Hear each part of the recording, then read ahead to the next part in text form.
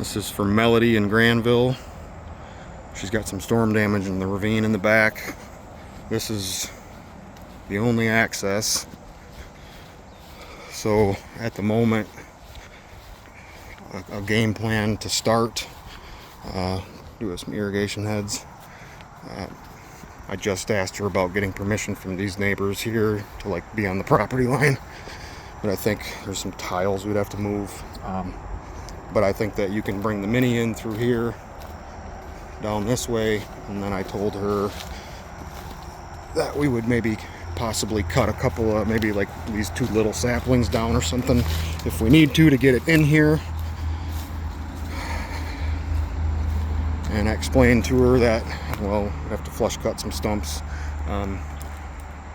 But I told her, you know, ideally we don't have to get up in there. We can just yank them out, but those are about 18 to 20 inch. This is 23, 24. You know, this is stomach level here, so you can make a pressure cut and get it to come down, and you could get these two cut free and down, but I think they're a little bit too big and too pinned up. This one is anyway. This one, I got a feeling it's only like pinned up right there, so I think once you cut this one free, that this one's gonna stay. This one is pinned into a couple of pretty good unions over there. So ideally we would just yank stuff out. I even investigated, like, there's a maple that's kind of right there where you could put a block on it, and like you could try using a winch on some of this. They're not trying to get it out, they just want it laying flat. It took these other two 14-inch hickories out as well. So, and then I told, and I'm gonna send her something, time and materials, because I said we can try that, or, you know, if Nate, Dave, crew leader, came out to do this and they just thought, no, climb it, you know, you could climb that big maple. There's this side, not so much.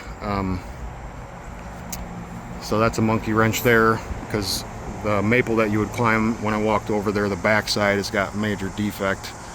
So I don't know how I feel about that. We could at least maybe put a rope. There's a union up high that we could put a rope in, and at least have like a work line on that tree, and maybe use this one for life support, climbing around, cutting ends off, that kind of thing. But regardless, we'll work into it, and see how it goes.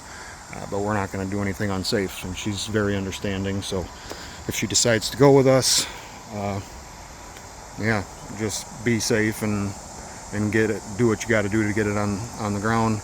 Also, there's a broken limb that she said has been there for a year or more. It's not from this tree failing, but I told her, yeah, we could, especially if we do climb up there, even if we get it on the ground without having to climb, we could still set a line in that tree and run up, you know, 20 feet and cut that limb down and then just leave it in the ravine.